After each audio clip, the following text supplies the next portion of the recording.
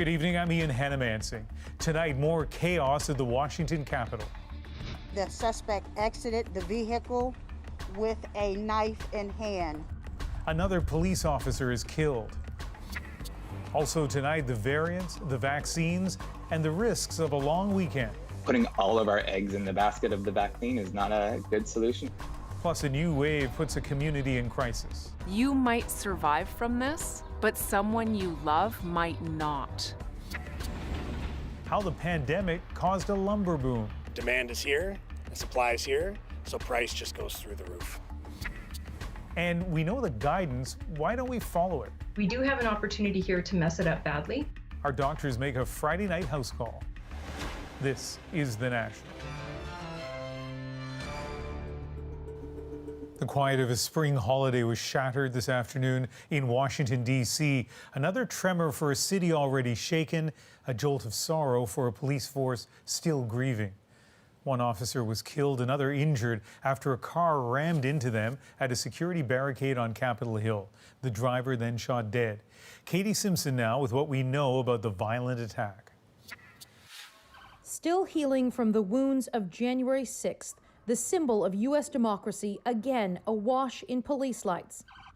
First responders raced to the scene after the driver of this vehicle struck two officers at a Capitol Hill checkpoint and then rammed into a barricade. The suspect exited the vehicle with a knife in hand. The suspect did start lunging toward U.S. Capitol police officers. That's when at least one officer opened fire, shooting the suspect who later died in hospital. He's been identified as 25-year-old Noah Green, an Indiana man previously unknown to authorities. It does not appear to be terrorism related, but obviously we'll continue to investigate to see if there's some type of nexus along those lines. The two injured officers were immediately rushed to hospital, but it would not be enough. It is with a very, very heavy heart that I announce one of our officers has succumbed to his injuries. That officer, William Evans, or Billy as his friends called him. He had been a member of the U.S. Capitol Police for 18 years. The second officer remains in hospital in stable condition.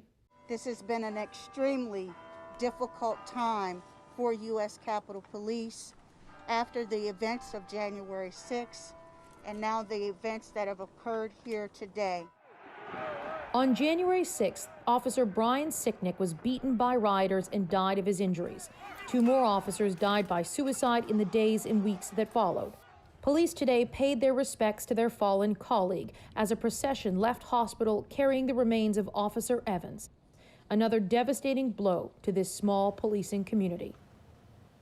And Katie, despite today's attack, security won't be increasing on Capitol Hill. Security is going to remain the same, and police are describing the suspect as a lone assailant. Now, this attack comes not long after some of the security fencing around the perimeter here was taken down and some of the extreme security was actually starting to relax. There's a divisive debate around it, whether more should be done, less should be done, and now this debate is only going to intensify after what happened today. As we saw in your story, Katie, this has been devastating, of course, for the police force. What about for people who live around there? It's another blow for the people who live here in D.C. Remember, January 6th was less than 3 months ago. The trauma from that is incredibly raw. And all of this is happening at a time when there's still a pandemic. People are unemployed. People are dying. D.C.'s numbers aren't that great when you look at the national picture. So this is just another traumatic event for people that live in a place that has witnessed a number of traumatic events in just the past few months. All right, Katie, thank you. On this Good Friday, another long weekend marked by wariness and frustration. But Canada, of course, continues to struggle with the pandemic. The number of people vaccinated continues to rise. But at the same time, those high-risk variants are spreading quickly. Tonight, we're watching that race between vaccines and variants play out across Canada. Makta Gebrselassie begins our COVID coverage. While these people lined up to get their vaccine shot, steps away, others squeezed in one last day on the patio. That's been taken away from us quite a few times. It's terrible. We know there is a virus. but I think sometimes it's a little bit too much. But doctors don't think so. With COVID hospitalizations rising, they say Ontario's latest moves don't match the dangers. Variants of concern have exploded in essential work communities, and really that is what's driving the pandemic in Toronto and Peel. In Quebec, lockdowns are now underway in 3 cities. The strict measures sparked by major COVID-19 outbreaks, including at a gym in Quebec City. Today, demands for stricter measures in Montreal. Since that these new variants are propagating with more efficiency, there are many more people among the young people that become infected. Variants are also hitting young people hard in BC. The province is days into a 3-week circuit breaker with more restrictions. Indoor dining and worship services have been suspended, but the chief worry is transmission in social networks.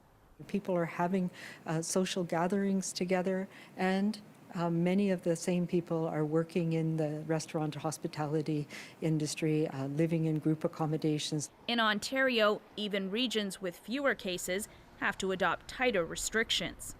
It's challenging. However, I totally understand. This salon owner in Sault Ste. Marie welcomed customers back in February.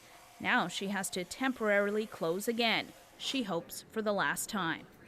It's just the one we have to take for the team to hopefully, sever this in its tracks. In Ontario, the shutdown takes effect just after midnight, and it's expected to last at least 4 weeks. Magda Gebreselassie, CBC News, Toronto. Now let's zero in on Lethbridge. It has one of Alberta's highest infection rates, and officials blame rule breakers. One home hosted 2 parties last month, and contact tracers are scrambling to contain the damage. Carolyn Dunn shows us the cost of carelessness or simply not caring. Watching COVID cases surging in her own city, Tanya Gill is reliving the trauma of last December when she watched through a glass window as her father died in an intensive care bed. There is nothing more real about COVID than watching someone you love die, making eye contact with an absolute angel of a nurse who's doing everything that she can to be present for everyone there. And seeing the grief of people you love, my mom and my brother, and not being able to be a part of it. Even as some people line up for testing, officials know too many choose not to, and that means more undetected cases. Increasingly, and this is my big concern, we are not able to link cases based on the histories. So there are random cases popping up across southern Alberta that are not linked. Lethbridge was spared extremely high infection rates in the first 2 COVID waves.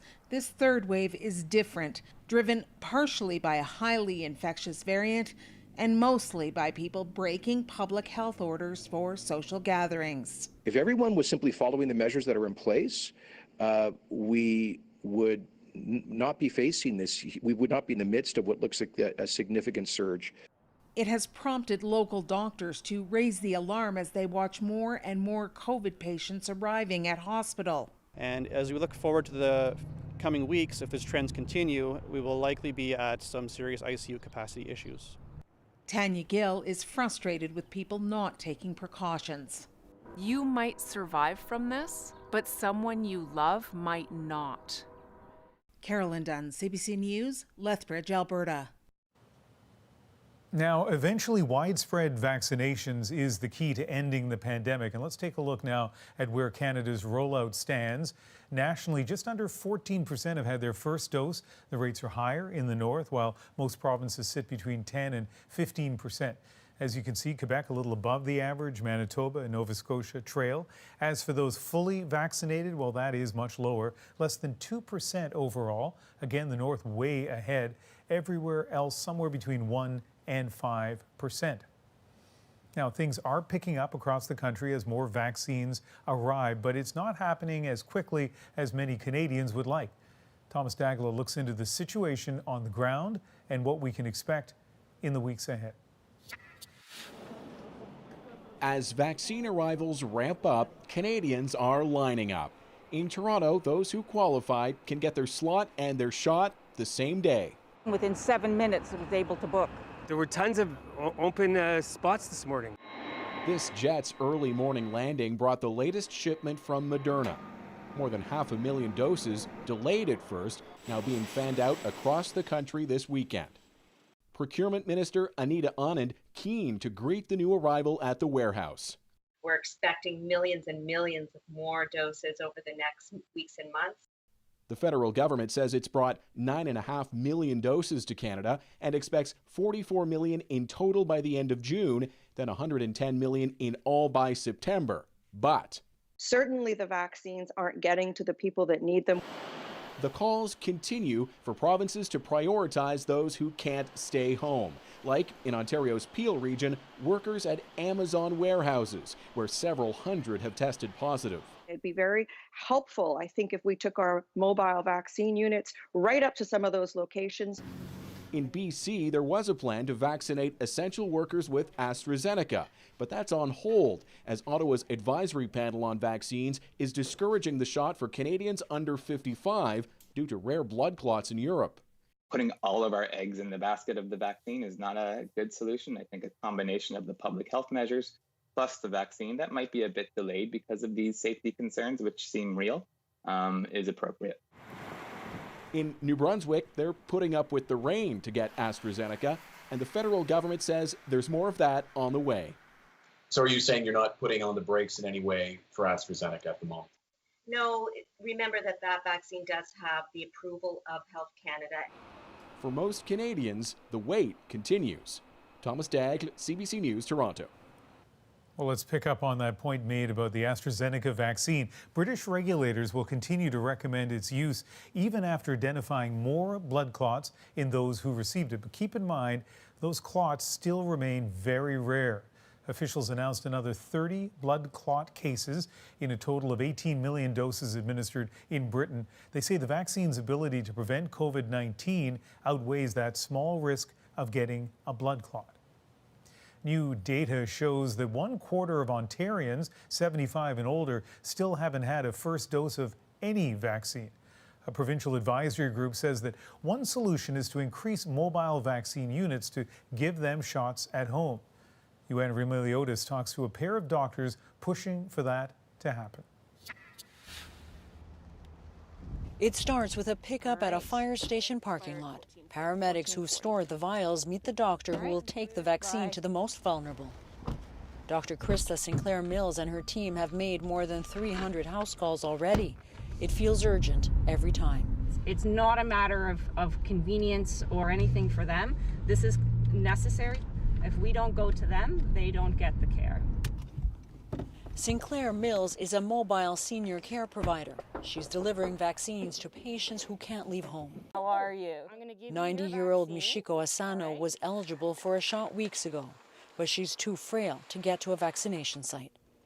All done, that's it. This is critically important. These are patients at high risk of complications from COVID. This is a life-saving intervention for these patients. This was a pleasure. At least 75,000 Ontario seniors are homebound, and many more are at risk of being left behind. More than 300,000 older adults who live in the community have not received their first dose, either unable to make an appointment or unwilling to leave their homes.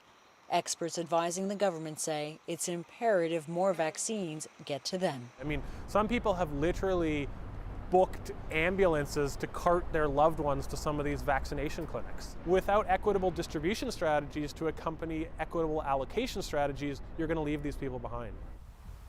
Ontario is subsidizing transport for seniors to get to vaccine sites, but the call now is to add to it by bolstering a network of family doctors, paramedics, and home care agencies to do more mobile visits. They take time, but Sinclair Mills says they're critical. It's not easy, but it is necessary. And just because it's hard doesn't mean it's not worth doing. And she says, every single shot counts. Joanna Remiliotis, CBC News, Toronto. So how might life change after you get your shots? An indication today from the U.S. Centers for Disease Control. It has updated its travel guidelines for some Americans who are fully vaccinated. The agency is not asking for COVID testing in that situation unless it's required by the destination. On the return home, there's no longer a need for quarantine, but it continues to warn against any non-essential travel. And today, the U.S. president had a warning as well. The progress we've worked so hard to achieve can be reversed. Too many Americans are acting as if this fight is over. It is not. More than 20% of American adults in the U.S. have been fully vaccinated, but case rates and hospitalizations are still on the rise. The spread of variants and flouting safety measures are largely to blame. At the trial of the former police officer accused of murdering George Floyd, a senior Minneapolis homicide investigator testified about Derek Chauvin's use of force. The CBC's Susan Ormiston has the latest. I do. Lieutenant Richard Zimmerman, the most senior officer in the Minneapolis Police Department, condemned Derek Chauvin's actions. Totally unnecessary. Pulling him down to the ground, face down, and putting your knee on the neck for that amount of time is just uncalled for. Use of force is a critical question in this trial. Zimmerman said he could see no justification for that level of restraint. That would be the top tier, the deadly force. Why? Because of the fact that if your knee is on a person's neck, that can kill him. Zimmerman arrived around 10 p.m. the night Floyd died. What's going on? His job to help investigate what's called a critical incident when someone dies in police custody. Defense has argued the bystanders around the scene were hostile and a potential danger. Zimmerman disagreed. I saw no reason why the officers felt they were in danger, if that's what they felt. Stop resisting, man. I'm not. In handcuffs, any threat from Floyd went way down, he said, and the officer's duty was to protect him from injury. Once a person is cuffed, you need to turn them on their side or have them sit up. You need to get them off their chest. Why? If you're laying on your chest, that's constricting your breathing even more. So, in your opinion, should that restraint have stopped once he was handcuffed and prone on the ground? Absolutely. The trial will continue next week when the police chief is expected to testify. Susan Ormiston, CBC News, Minneapolis. The United States and Iran are heading to Vienna next week to hold indirect talks to revive the 2015 Iran nuclear deal. The primary issues that will be discussed are the nuclear steps that Iran would need to take and the sanctions relief steps the United States would need to take in order to return to compliance as well. 5 other countries that signed on to the original deal will also be there. And although Tehran has ruled out face-to-face bilateral discussions with the U.S., its presence at the meeting is seen by Washington as a promising step forward. Former President Donald Trump backed out of the deal back in 2018. A major announcement for Canadian aviation today. Air Canada and Air Transat have grounded their proposed merger. It had already been given conditional approval by Ottawa, but European regulators made it clear that they worried it would lessen competition and signaled they wouldn't be signing off. In an already difficult pandemic environment, we wondered, what could that mean for travelers? Rafi Boudjikanian takes a look. Pack your bags often enough in Canada, and this will soon become apparent. Sometimes we are paying like $800 just for a flight from Edmonton to Montreal or Toronto, and I have seen people going to Europe in $1,000 or even India in $1,000. So the news Air Canada, one of the country's only big carriers, won't be able to buy Air Transat, one of the few others, is welcome among travelers. It allows for competition and probably better pricing.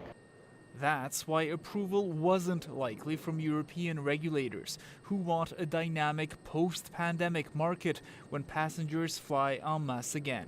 While the arrangement agreement was in place, we didn't have any possibility to talk with any prospective buyer. Now we are free again to do it. One of those options is another staple in the Quebec business world. Pierre-Carl Pellado, CEO of media giant Quebecor, reiterating today he'd like to buy Transat, also saying that's better for consumers.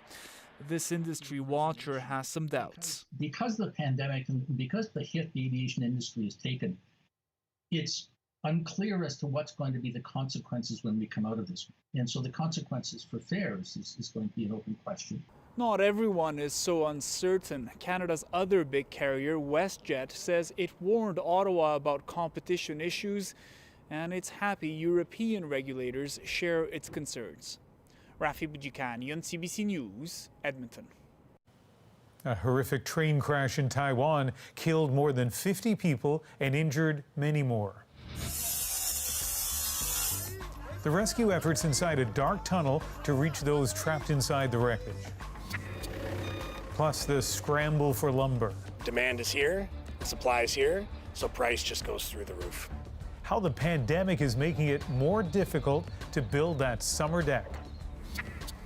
And the intricate art behind a holiday tradition. It is very heartbreaking after spending hours on a design and it cracks on you.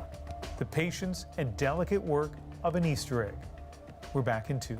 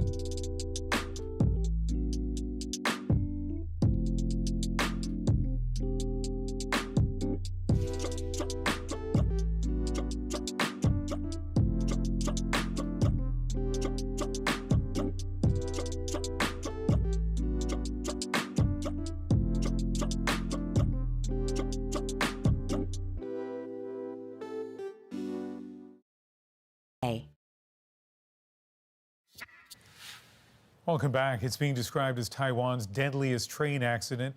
At least 50 people killed, dozens more hurt after a packed passenger train crashed along the country's east coast.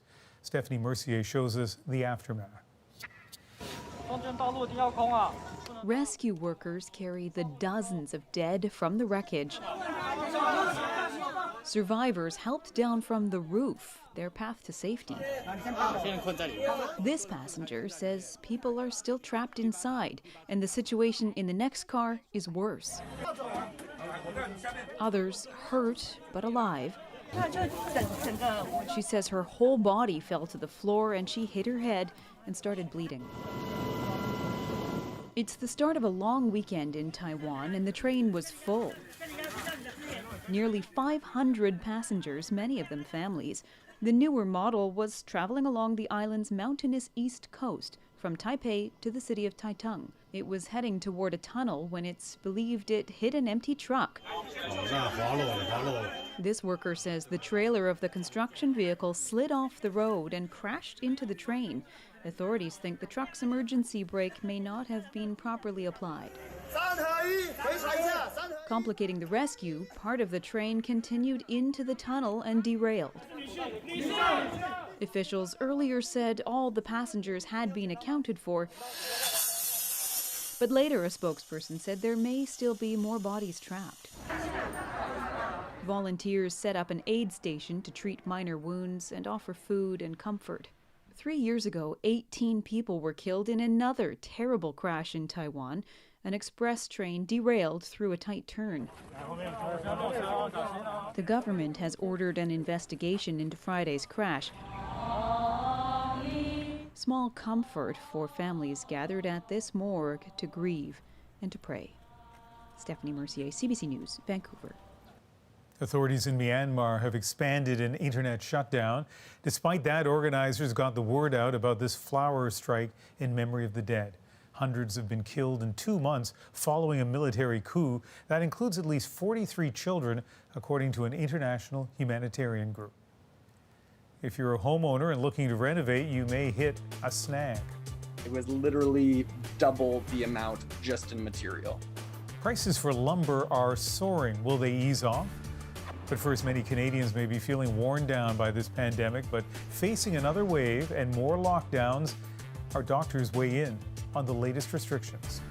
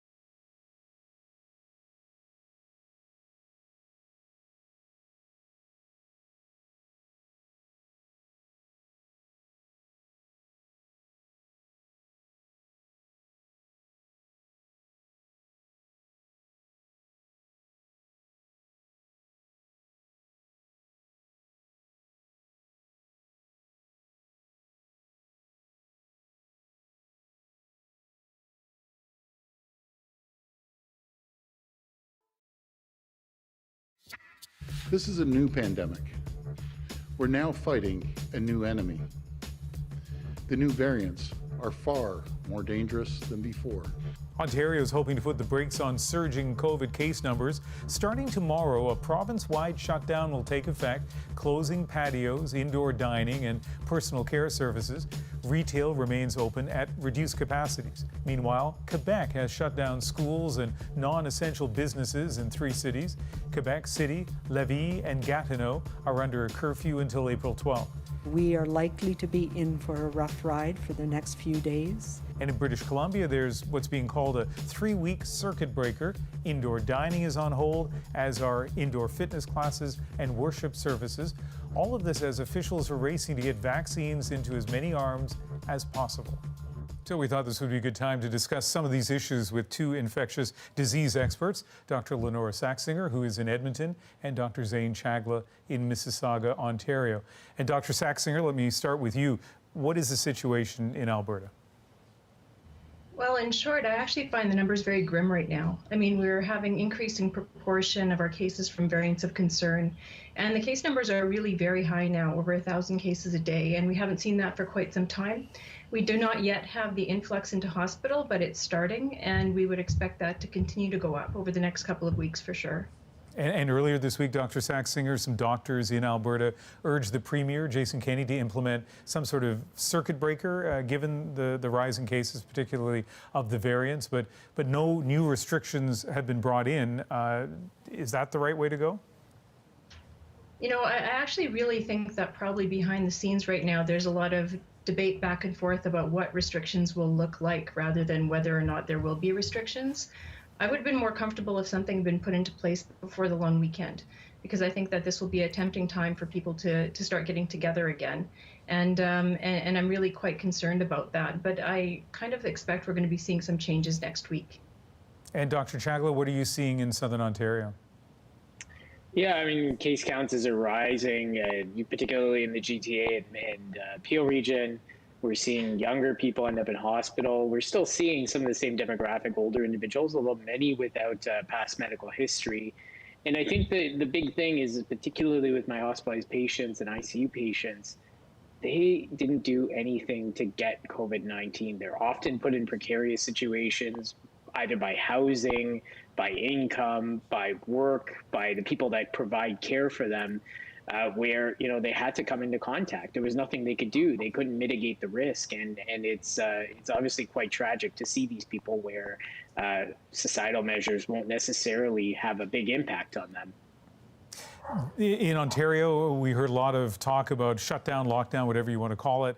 And one of those things included closing down patios at restaurants. In British Columbia, Dr. Chagla, by contrast, household members at least can still dine on patios. What's your view on that kind of restriction in terms of trying to reduce infections? Yeah, I mean, I think there's something to be said about risk mitigation here, that people, when given the tools to do the right thing, can do the right thing. A household going to an outdoor patio, particularly one that's not a tent, that's open to air, is a low risk scenario. It's a low risk to the servers actually serving them. And as long as they're adhering to that one household limit, I think it's very reasonable. And in fact, probably gives people an outlet to feel like they can do something normal. And so, I think there are reasonable opportunities. And I wish Ontario would have actually thought very carefully about invoking a rule like this. Because again, the last thing we want to do is drive those people that are on outdoor patios indoors and lead to more transmission. And Dr. Saxinger, and I assume this is the case with many areas of infectious diseases, we're dealing not just with the medical and scientific part of this, but also the social part of this. And a lot of people are really missing social interaction. How do you balance that? What do you suggest for people in terms of being safe, but also the people who want to get outside and get together? I have so much sympathy for that feeling. I think everyone is feeling it. I guess my comment is that a lot of people have done a great job so far, and it has been difficult, and they have made the tough choices to do the restrained thing, to choose the safe path, to not do the thing that they really wanted to do for a long time. And we're in a phase right now that's really coming into an end game, and we do have an opportunity here to mess it up badly, and it's not that much longer. And so really thinking creatively about all the things we've done so far that have managed to keep us together, and choosing those for a while longer, I think is really my message. Because, anyone who actually gets ill, hospitalized, and dies during this phase of vaccine rollout, to me, is even more tragic than all that has gone before. Dr. Saxinger, as these numbers have gone up, we've seen it in Ontario and BC, Alberta, and some other provinces as well. I sense that people are feeling kind of despair and pessimism.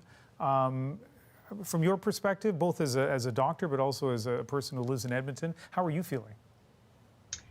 I think that it's a bit of a roller coaster. I keep on every time someone tells me that they or their loved one who's at risk has had a vaccine, it lifts my heart a little bit. But it also has been a really terrible grind, and people are very tired of it. And I think a lot of people are kind of feeling close to just kind of throwing in the towel. But honestly, if you look at the long game, this phase is so important, and it's not that much longer. I really feel that everyone still has enough grit, I think, to pull themselves together and keep on doing those tough things as they have so well for so long to get us through the next even several weeks will make a very big difference. And we see you, Dr. Chagla, nodding your head. How about last word to you, a last message to Canadians on this Good Friday? Yeah, I mean, I think we can see our future. I want to go to London, UK. This is a place that has been devastated by the pandemic, where B117 was the initial variant. And guess what? They're coming out of lockdown. They have a huge vaccination strategy where 50% of their population has received a first dose. London, a city of 9 million individuals, had 0 deaths on 2 consecutive days this week. So there is a light at the end of the tunnel. That's our future in 2 months if we can get to those numbers. We just need to buckle up now to get to that point. But Dr. Chagla, when you look at London in the UK, what is the lesson there other than, the signs of that there is light at the end of the tunnel? What's the lesson for Canada? Yeah, I mean, again, we need time for vaccines to get in and positioning them properly, getting them into the population, getting them into people at high risk of hospitalization, getting them to areas where things are transmitting is going to have large impacts on this pandemic. We just need time to get there. And Dr. Saxinger, we have less than half a minute. As far as you know, how are things going in Alberta with vaccinations, hesitancy, rollout? Is it going well? At the moment, we are not short of people who want to get vaccines. That's still going well, and we're actually putting out vaccines as quickly as they're coming in to a large extent. So really, that is going okay, and I'm feeling quite optimistic about that. Okay, you know what? You're feeling optimistic on that. Good place for us to stop for now. Thank you for giving us some time on this long weekend. Thank you. No problem. Coming up, the journey from West Africa to the basketball courts of Halifax. Trying to give back as much as I can and try to change lives. Man behind a new youth facility with its own barbershop. Plus, Major League Baseball makes a move for voting rights.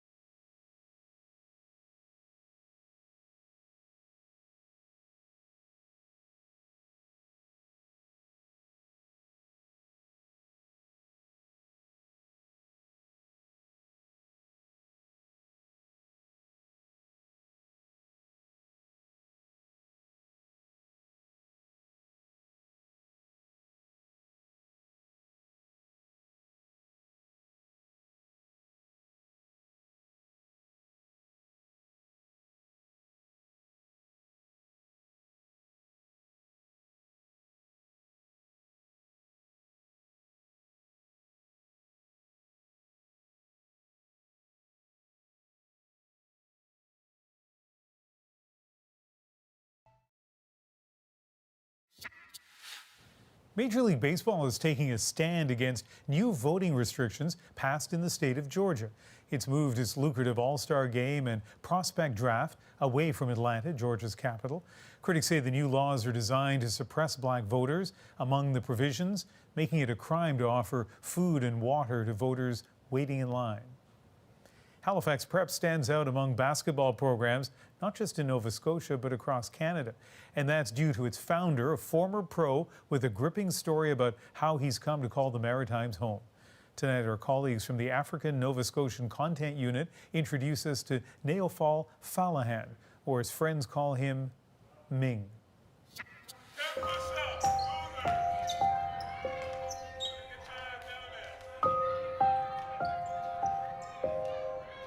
Finding gym time is ridiculous. It's a challenge. It's the biggest fight for any organization or team that happens in Nova Scotia. He just really wanted to change that.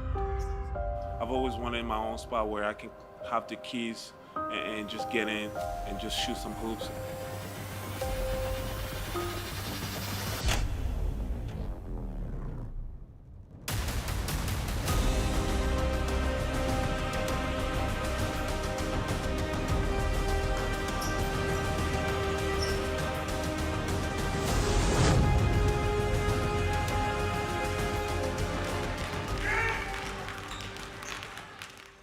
This facility is really, the purpose is to give back to the community. They're not going to be restricted to get in the gym if they want to and get some training in.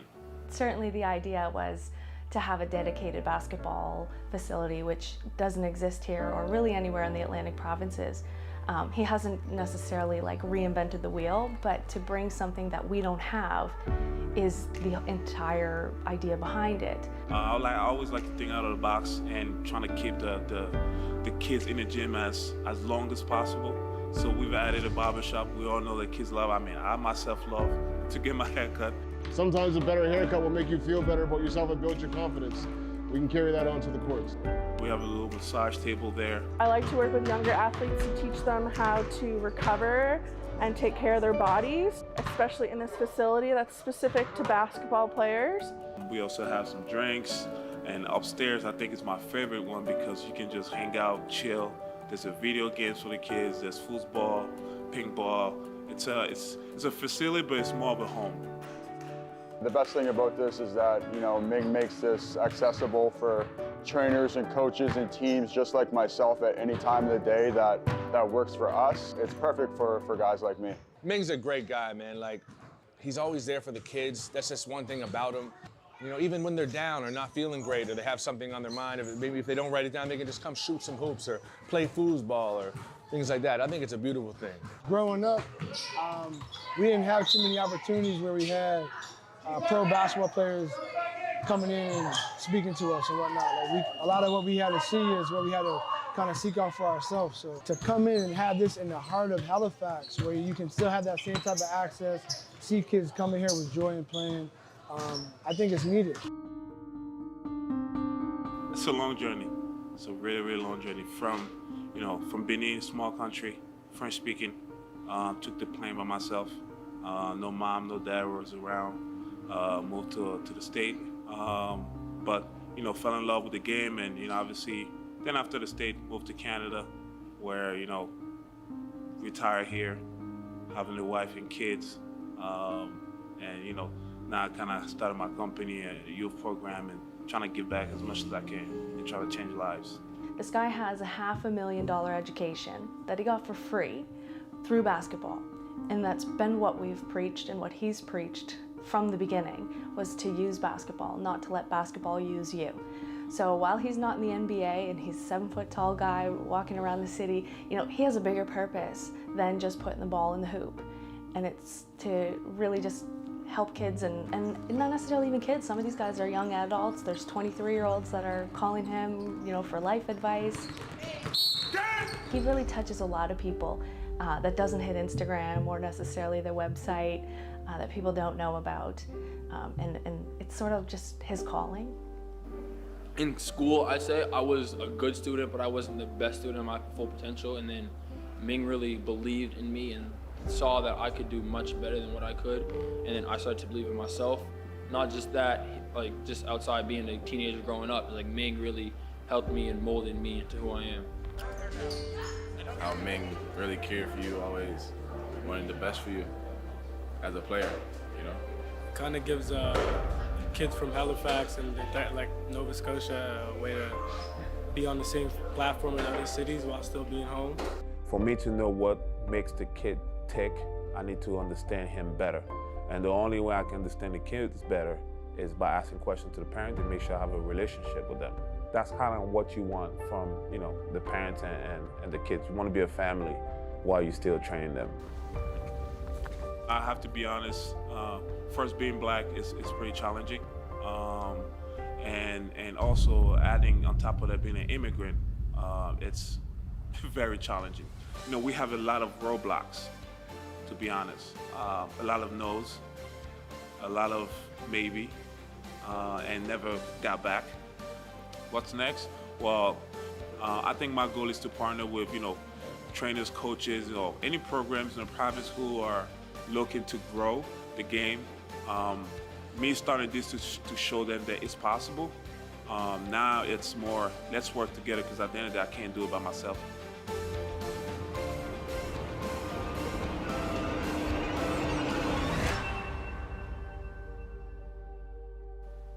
Don't worry, there's more to this story. In the second part, you'll see how challenging those next steps have been for Ming. Not just pushback from others in his industry, but a crushing setback that sparked a police investigation. That is coming up on Sunday on The National. Coming up on this night's program, the lumber yards are sitting empty. If I have nothing to sell, how do I justify this big staff? The cost of surging demand and the people who are losing out. Plus, each Pesinka takes hours of tiny lines to complete. and these eggs need a steady hand, lots of time. We'll show you more. Stay with us.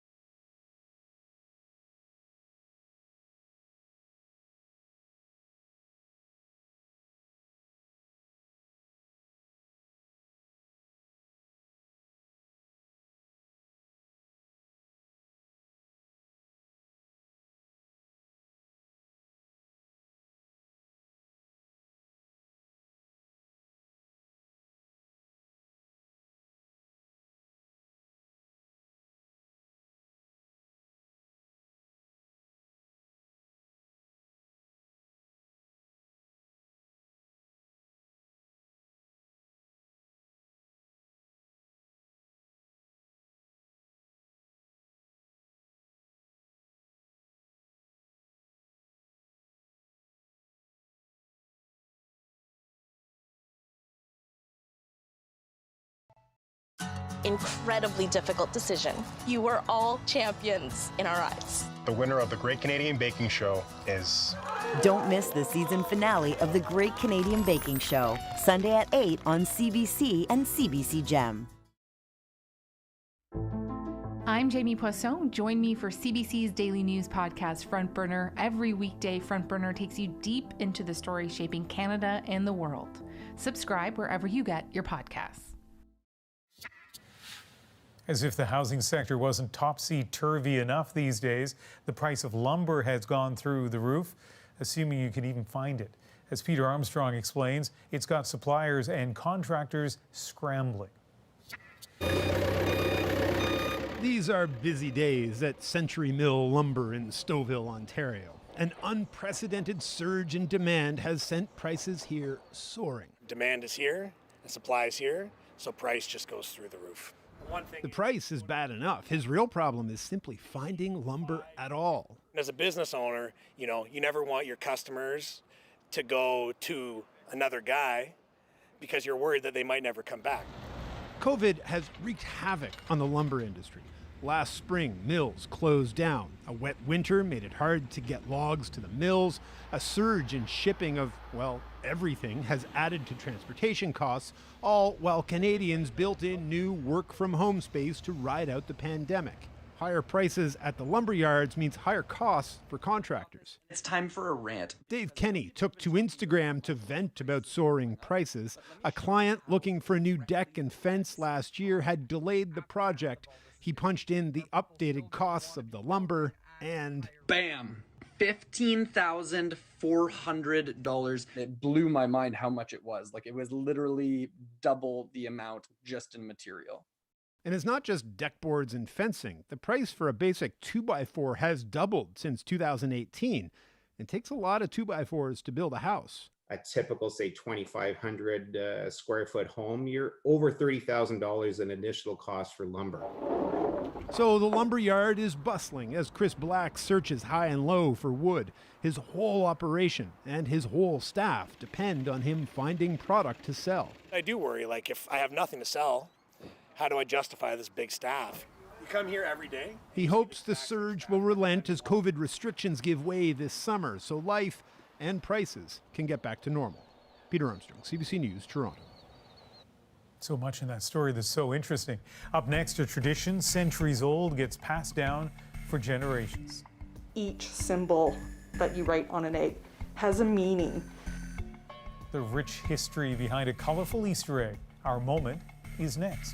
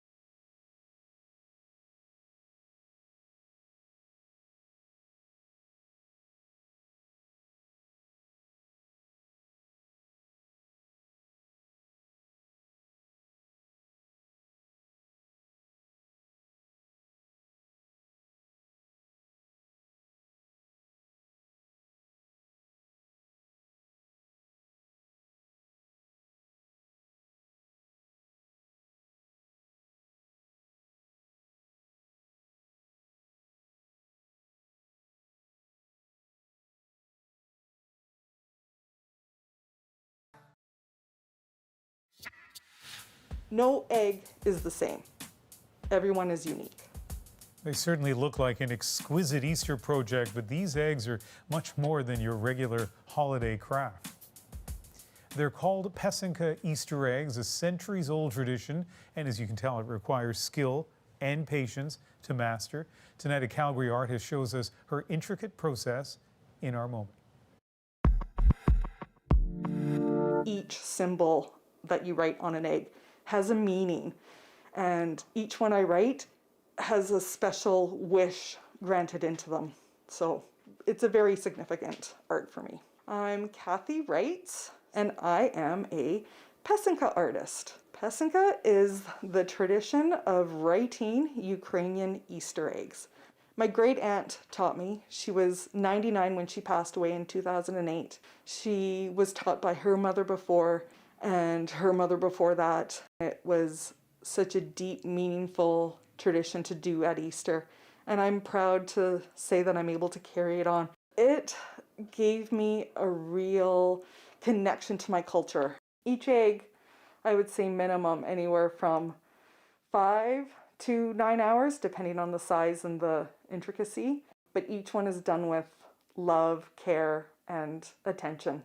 This is the best part. You can see all the hard work, all the hours you put in, and see how it translated. I'm sure for some of you watching, you've seen work like that before. I don't think I have. I've certainly heard about Ukrainian Easter eggs, but they are so beautiful and, as we heard already, intricate. And we heard about the hours that go into it. She makes, I think she said, about 50 a year, so that's pretty well 50 full days. It obviously takes the insides of the egg out, starts to draw, and then the slow, beautiful process. That is the National for April the 2nd. I hope you can join me on Sunday for Cross Country Checkup. That's on CBC Radio 1. It starts at 4 p.m. Eastern, 1 Pacific, and then later that evening back here on the National. Good night.